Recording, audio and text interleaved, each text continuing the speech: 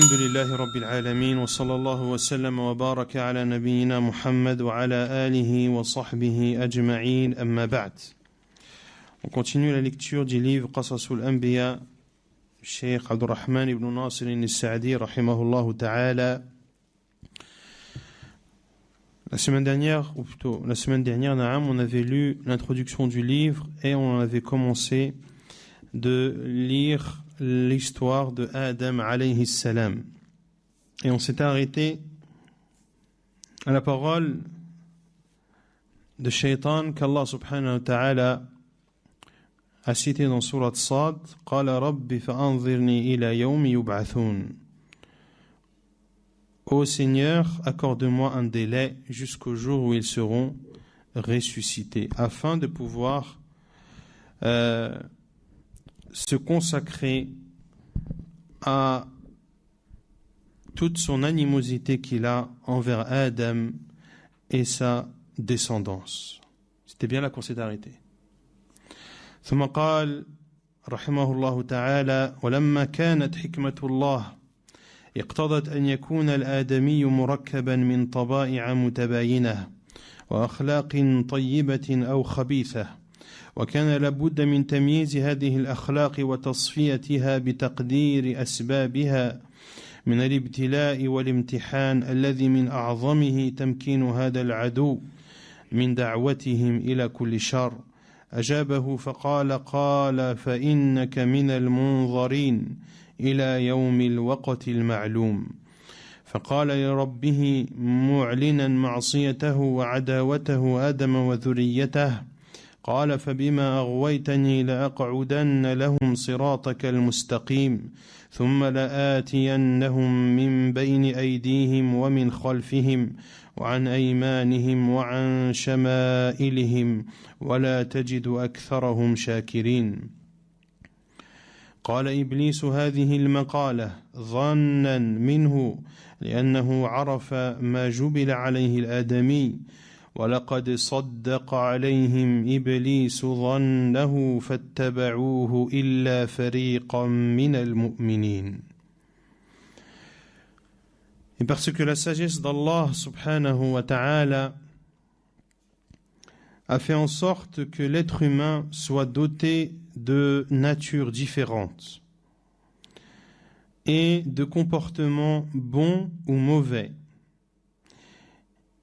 il était donc nécessaire de différencier ces différents comportements et de les épurer en décrétant des causes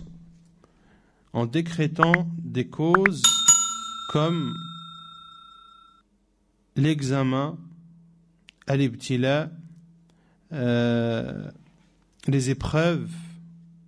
Et parmi ces plus grandes épreuves à travers lesquelles Allah subhanahu wa ta'ala différencie le bon du mauvais, le fait d'avoir donné la possibilité à cet ennemi, à savoir le diable, de pouvoir appeler les fils d'Adam à tout mal.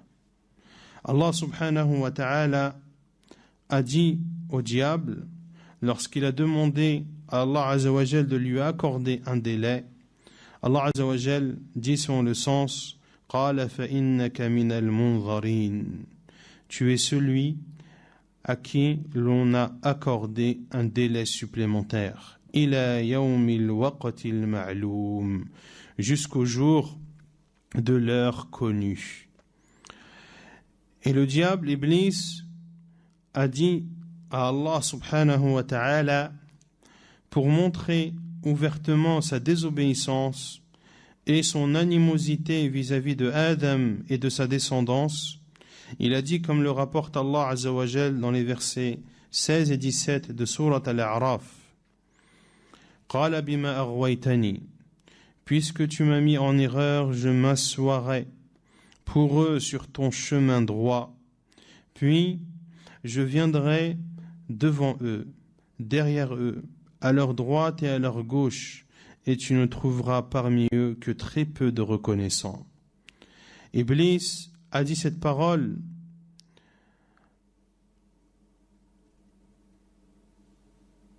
en se basant sur un soupçon, car il connaissait la nature par laquelle ont été créés les fils d'Adam. Pour cela qu'Allah Azza wa Jal a dit dans le verset 20 de Surat Saba, et Iblis a très certainement rendu véridique son soupçon à l'égard des êtres humains. Ils l'ont suivi, sauf un groupe parmi les croyants. ثم قال الشيخ السعدي رحمه الله فمكنه الله من الأمر الذي يريده إبليس في آدم وذريته فقال الله له قال اذهب فمن تبعك منهم فإن جهنم جزاؤكم جزاء موفورا واستفزز من استطعت منهم بصوتك وأجلب عليهم بخيلك ورجلك وشاركهم في الأموال والأولاد وعدهم وما يعدهم الشيطان إلا غرورا أي إن قدرت فاجعلهم منحرفين في تربية أولادهم إلى تربية الضارة وفي صرف أموالهم المصارف الضارة وفي الكسب الضار وأيضا شارك منهم من إذا تناول طعاما أو شرابا أو نكاحا ولم يذكر اسم الله على ذلك في الأموال والأولاد وعدهم أي مرهم أن يكذبوا بالبعث والجزاء وأن لا يقدموا على خير وخوفهم من أوليائك وخوفهم عند الإنفاق النافع بالفحشاء والبخل وهذا من الله لحكم عظيمة وأسرار وإنك أيها العدو المبين لا تبقي من مقدورك في إغوائهم شيئا فالخبيث منهم يظهر خبثه ويتضح شره والله لا يعبأ به ولا يبالي به.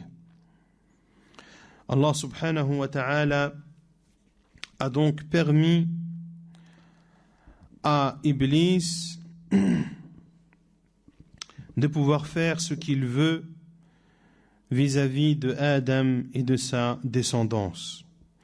Il dit subhanahu wa ta'ala en surat Al-Isra, les versets 63 et 64, il dit pars, celui d'entre eux qui te suivra, alors l'enfer sera une ample rétribution, et excite ce que tu peux parmi eux par ta voix, et rassemble contre eux ta cavalerie et ton infanterie, associe-toi à eux dans leurs biens et leurs enfants, et fais-leur des promesses, car le diable ne fait que des promesses trompeuses. C'est-à-dire, si tu le peux, fais en sorte qu'ils dévient dans l'éducation de leurs enfants et qu'ils accordent une mauvaise éducation à ceux-ci, et fais en sorte qu'ils dépensent leur argent d'une façon néfaste, de même qu'ils amassent, c'est-à-dire récoltent cet argent de façon néfaste. Également, associe-toi à eux lorsque l'un d'entre eux mange ou boit ou a un rapport intime sans prononcer le nom d'Allah dans leurs biens et dans leurs enfants, et fais-leur des promesses, c'est-à-dire ordonne-leur de traiter de mensonge la résurrection et la rétribution, ordonne-leur de ne pas accourir vers le bien, fais-leur peur, fais-leur redouter tes alliés, fais-leur redouter le fait de donner dans le sentier d'Allah en leur faisant craindre la pauvreté et en faisant d'eux des avares. Et ceci de la part d'Allah Azza wa Jal contient des sagesses immenses et des secrets. Et toi, ô ennemi manifeste, tu ne conserveras de ta capacité à les séduire, tu ne conserveras rien de ta capacité à les séduire, car le mauvais parmi eux, son côté mauvais sera apparent, et Allah ne lui prêtera aucune attention. وأما خواص الذرية من الأنبياء وأتباعهم من الصديقين والأصفياء وطبقات الأولياء والمؤمنين فإن الله تعالى لم يجعل لهذا العدو عليهم تسلطا بل أقام عليهم سورا منيعا وهو حمايته وكفايته وزودهم بسلاح لا يمكن عدوهم مقاومتهم بكمال الإيمان بالله وقوة توكلهم عليه إنه ليس له سلطان على الذين آمنوا وعلى ربهم يتوكلون ومع ذلك فأعانهم على مقاومة هذا العدو المبين بأمور كثيرة. Quant à l'élite de la descendance de Adam alayhi salam, parmi les prophètes, ceux qui les ont suivis, parmi les véridiques, les saints et les croyants, Allah subhanahu wa ta'ala a fait en sorte que leur ennemi n'ait pas de pouvoir sur eux. Il a même établi face à eux des murs protecteurs qui sont sa protection et sa suffisance subhanahu wa ta'ala, et il leur a accordé une arme devant laquelle leur ennemi ne peut rivaliser, cette arme qui est leur foi complète en Allah Azza wa Jal et la force de la confiance qu'ils placent en lui. Il dit subhanahu wa ta'ala dans Surat An-Nahl, les abeilles, le verset 99, il n'a aucun pouvoir sur ceux qui ont cru et sur ceux qui placent leur confiance en leur Seigneur. Et au-dessus de tout cela, il les a aidés, ou il les aide à faire face à cet ennemi manifeste de façon différente et multiple. Puis le cheikh cite les causes et les façons à travers lesquelles Allah subhanahu wa ta'ala aide les croyants à se protéger du diable. قال الشيخ السعدي أنزل عليه كتبه المحتوية على العلوم النافعة والمواعظ المؤثرة والترغيب إلى فعل الخيرات والترهيب من فعل الشرور.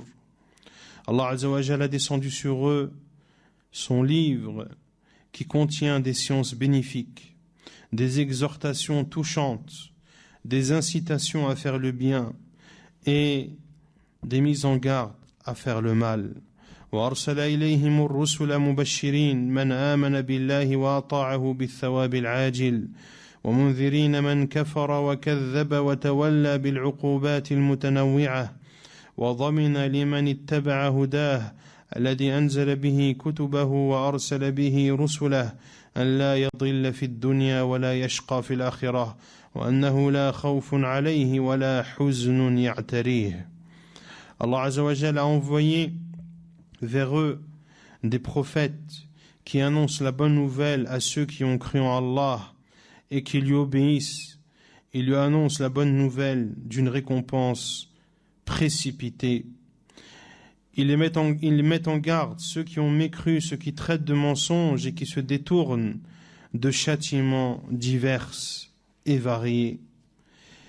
Et Allah Azza wa Jal a garanti à celui qui suit sa guidée, la guidée à travers laquelle il a fait descendre son livre, pour laquelle il a envoyé ses prophètes. Il a garanti à celui qui suit sa guidée de ne pas être égaré dans cette vie d'ici-bas et de ne pas être malheureux dans l'au-delà, et qu'ils n'auront point de peur et aucun aucune tristesse ne les touchera. وأرشدهم في كتبه وعلى ألسنة رسله إلى الأمور التي بها يحتمون من هذا العدو المبين وبين لهم ما يدعو إليه هذا الشيطان وطرقه التي يصطاد بها الخليقة. Et Allah Azza wa Jal a guidé ses croyants dans son livre et par la bouche de ses prophètes vers les choses qui permettent à ses croyants de se protéger de cet ennemi manifeste. Et il leur a montré ce à quoi appelle le diable et les chemins à travers lesquels il chasse les créatures. وكما بينها لهم ووضحها فقد أرشدهم إلى الطريق التي ينجون بها من شره وفتنته وأعانهم على ذلك إعانة قدرية خارجة عن قدرتهم لأنهم لما بذلوا المجهود واستعانوا بالمعبود سهل لهم كل طريق إلى المقصود. Et Allah subhanahu wa ta'ala, de la même façon qu'il a montré et explicité le chemin que doivent emprunter les pieux pour être épargnés du mal et de la tentation de ce diable, Allah Azza wa Jal les aide également d'une façon indépendante de leur volonté. Car lorsqu'ils ont produit les efforts et ont demandé l'aide de leur Seigneur, Allah Azza wa Jal leur facilite le chemin vers ce qu'ils recherchent. ثم إن الله تعالى أتم نعمته على آدم فخلق منه زوجته حواء من جنسه وعلى شكله ليسكن إليها وتتم المقاصد المتعددة من الزواج والالتئام وتنبث الذرية بذلك. وقال له ولزوجته إن الشيطان عدو لكما فاحذراه غاية الحذر فلا يخرجنكما من الجنة التي أسكنكما الله إياها وأباحكما أن تأكلا من جميع ثمارها وأن تتمتعا بجميع لذاتها إلا شجرة معينة في هذه الجنة فحرمها عليهما فقال ولا تقربا هذه الشجرة فتكونا من الظالمين. وقال الله لآدم في تمتيعه بهذه الجنة إن لك ألا تجوع فيها ولا تعرى وأنك لا تظمأ فيها ولا تضحى. فمكثا في الجنة ما شاء الله على هذا الوصف الذي ذكره الله وعدوهما يراقبهما ويراصدهما وينظر الفرصة فيهما فلما رأى سرور آدم بهذه الجنة ورغبته العظيمة في دوامها جاء بطريق لطيف في صورة الصديق الناصح فقال يا آدم هل أدلك على شجرة إذا أكلت منها خلدت في هذه الجنة ودام لك الملك الذي لا يبلى. Puis Allah subhanahu wa ta'ala a comblé ses bienfaits envers Adam en créant de lui son épouse Hawa, de la même espèce, de la même nature et de la même forme que lui, afin qu'il y trouve la tranquillité et afin que puissent se concrétiser de nombreux buts comme le mariage, l'harmonie et le fait que découle d'eux une descendance. Et Allah Azza wa Jal a dit à son épouse, a dit à Adam et à son épouse, le diable est pour vous un ennemi, prenez garde à lui, qu'il ne vous fasse pas sortir du paradis qu'Allah a fait en sorte que vous y habitiez. Et il vous autorise de manger de l'ensemble de ses fruits et de profiter de l'ensemble de ses jouissances, sauf un arbre bien particulier dans ce paradis qu'Allah vous interdit de consommer. Il dit subhanahu wa ta'ala وَلَا تَقْرَبَ هَذِهِ الشَّجَرَةِ et n'approchez pas cet arbre, vous ferez alors partie des injustes. Et Allah Azza wa Jal a dit à Adam de profiter de ce paradis, comme il le cite subhanahu wa ta'ala dans Surat Taha, les versets 118 et 119. Tu n'y auras pas faim, ni ne seras nu. Tu n'y auras pas soif, ni ne seras frappé par l'ardeur du soleil. Adam et Hawa sont restés au paradis le temps qu'Allah subhanahu wa ta'ala a voulu, selon la description précédente. Quant à leur ennemi, il les surveillait, il était à leur trace et attendait l'occasion qui les concernait. Et lorsque le diable Iblis a vu le bonheur de Adam dans ce paradis et sa grande motivation à vouloir y rester, il est venu sous l'image d'un conseiller véridique et il a dit: ô Adam, veux-tu que je te montre un arbre? Si tu manges de lui, tu resteras éternellement dans ce paradis et à toi le royaume qui ne périra jamais. فلم يزل يوسوس ويزين ويسول ويعد ويمني ويلقي عليهما من النصائح الظاهرة وهي أكبر الغش حتى غرهما فأكلا من الشجرة التي نهاهما الله عنها وحرمها عليهما فلما أكلا منها بدت لهما سوآتهما بعدما كانا مستورين وطفقا يخصفان على أنفسهما من أوراق تلك الجنة أي يلزقان على أبدانهما العارية ليكون بدل اللباس وسقط في أيديهما وظهرت في الحال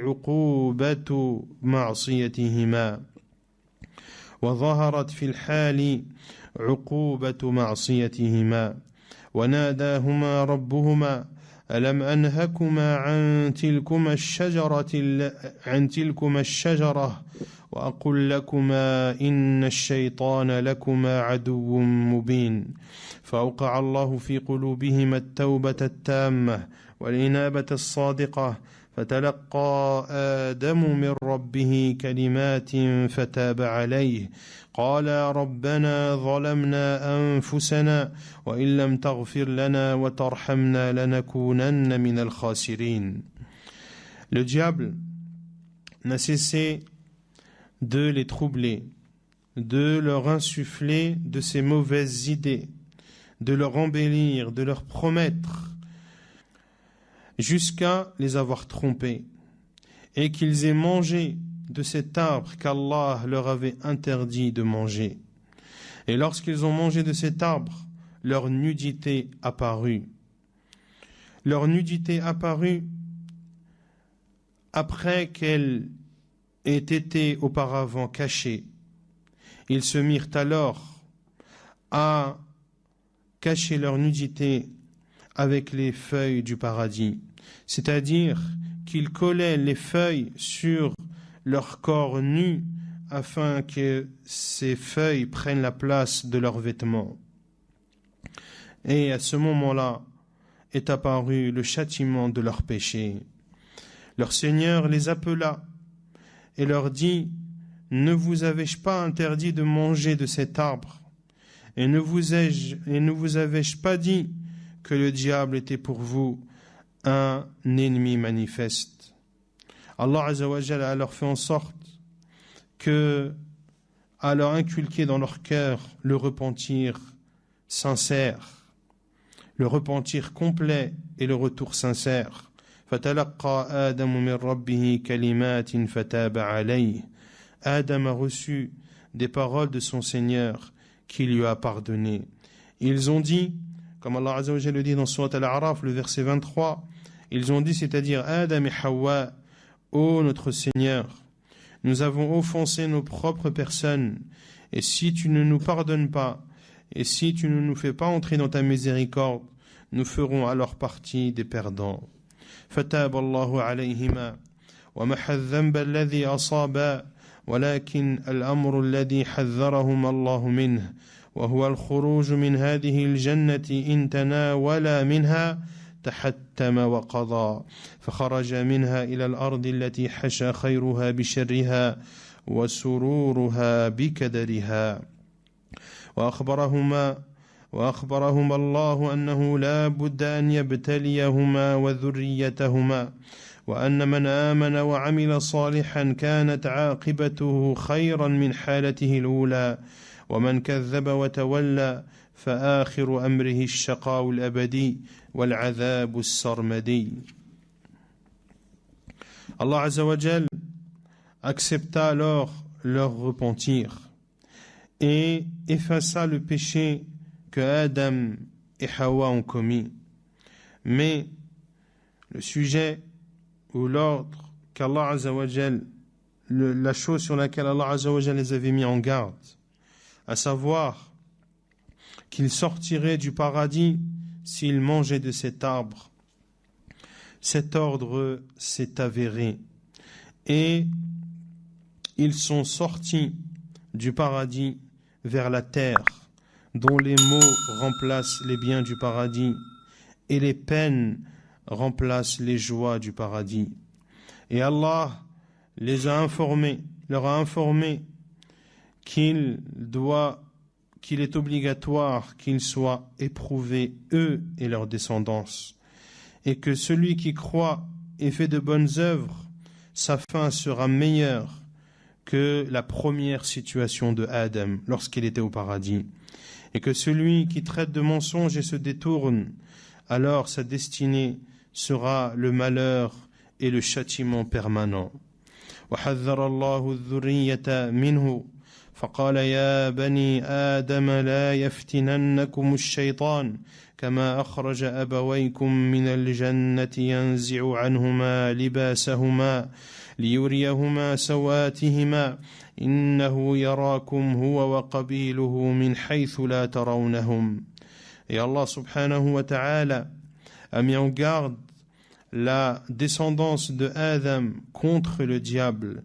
Il dit subhanahu wa ta'ala: ô fils d'Adam, ne soyez pas tentés par le diable comme il a fait sortir vos pères et mères, votre père et votre mère du paradis, leur arrachant leurs vêtements pour leur rendre visible leur nudité.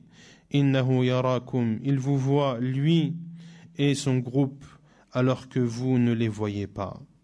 وأبدلهم الله بذلك اللباس الذي نزعه الشيطان من الأبوين بلباس يواري السوءات ويحصل به الجمال الظاهري في الحياة ولباس أعلى من ذلك وهو لباس التقوى الذي هو لباس القلب والروح بالإيمان والإخلاص والإنابة والتحلي بكل خلق جميل والتخلي عن كل خلق رذيل.